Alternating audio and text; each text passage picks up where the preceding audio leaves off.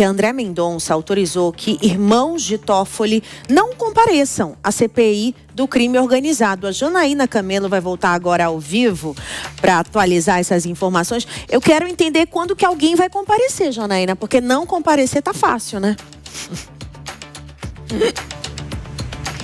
Pois é, exatamente. E esse foi um pedido da defesa dos irmãos do ministro Dias Toffoli. Então, a possibilidade é muito grande de que eles não compareçam de fato.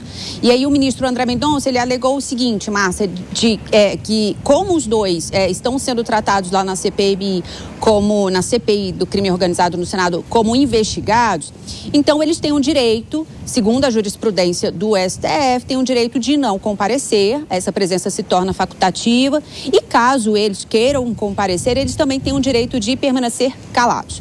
Essa foi a decisão do ministro André Mendonça de agora há pouco. Ele escreve exatamente assim, que há jurisprudência no STF do direito de um investigado a não autoincriminação e que isso abrange a faculdade de comparecer ou não ao ato. Então, atendendo ao pedido da defesa dos irmãos do ministro Dias Toffoli. Quais são os irmãos? José Eugênio Dias Toffoli, José Carlos Dias Toffoli. Os dois são sócios, junto com o ministro Dias Toffoli, da empresa Maridit, que é aquela empresa que chegou a ter uma sociedade no resort Itaiaiá, vendeu essa participação para fundos de investimentos ligados ao Banco Master. E aí o presidente da CPI do crime organizado alegou exatamente isso para justificar o comparecimento dos dois, o depoimento dos dois, porque ele diz que esse fundo de investimento, no caso a REAG, e a REAG é investigada naquela operação Carbono Oculto, que investiga fraudes no sistema financeiro envolvendo o PCC, por exemplo. Então, essa é a justificativa do presidente da CPI para convocar os dois. Além dessa convocação também, a CPI do crime organizado, isso foi na sessão de ontem, autorizou a quebra de sigilo telemático, bancário, fiscal da empresa Maridit. Também autorizou outros depoimentos, como, por exemplo, de ministros aqui do STF, mas, no caso, convite para que esses ministros compareçam à CPI e possam dar esclarecimentos. No caso, o ministro Dias Toffoli e também o ministro Alexandre de Moraes também aprovou o requerimento para que preste depoimento também a convite simbólico, no caso, à esposa do ministro Alexandre de Moraes, Viviane Barsi.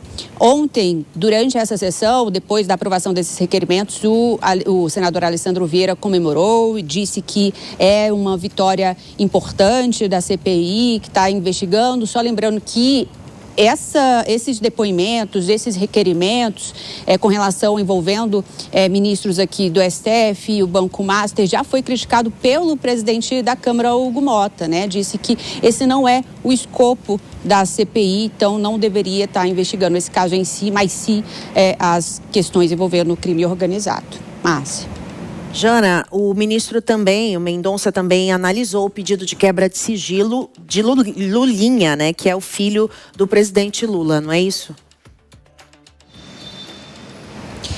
Pois é, o que acontece, Márcia, a gente acabou de confirmar essa informação, que no mês passado ainda, a pedido da Polícia Federal, o ministro André Mendonça autorizou essa quebra de sigilo de Lulinha, O Fábio Luiz Lula da Silva, conhecido como Lulinha, quebra de sigilo bancário, telemático e telefônico, dentro da investigação do INSS, que o ministro André Mendonça é o relator dessa investigação aqui no âmbito do STF, e isso a pedido da Polícia Federal. Na investigação envolvendo o Lulinha, a gente sabe que há indícios ali, é o que a Polícia Federal está investigando, de ele ter sido um sócio oculto do Careca do INSS. Então, isso tudo ainda está sendo apurado. Ou seja, já havia uma decisão aqui do ministro do STF, do ministro André Mendonça, com relação ao Lulinha, quebra de sigilo, antes mesmo do que foi aprovado lá na CPMI do INSS, que causou uma confusão toda hoje, Márcia?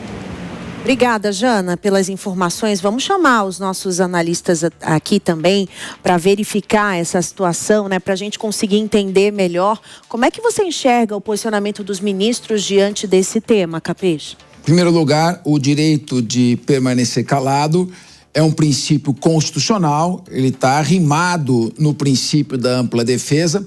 É um princípio que também ocorre nos Estados Unidos da América. A gente tem que lembrar aqui o aviso de Miranda, que foi em 1966, quando o Tribunal do Júri anulou um julgamento no caso de Miranda versus Arizona, no estado do Arizona, porque no caso o acusado não foi alertado dos seus direitos de permanecer calado. Por isso que eu vejo, no caso das CPIs, a convocação de investigados acaba se tornando, por conta disso, um meio ineficaz de apuração de prova. Agora, normalmente, o dever de comparecimento existia, ou seja, ele tem o dever de comparecer, lá ele é advertido do seu direito de ficar calado, ele permanece calado. Foi estendido como uma decorrência do direito de permanecer calado, o direito de não comparecer.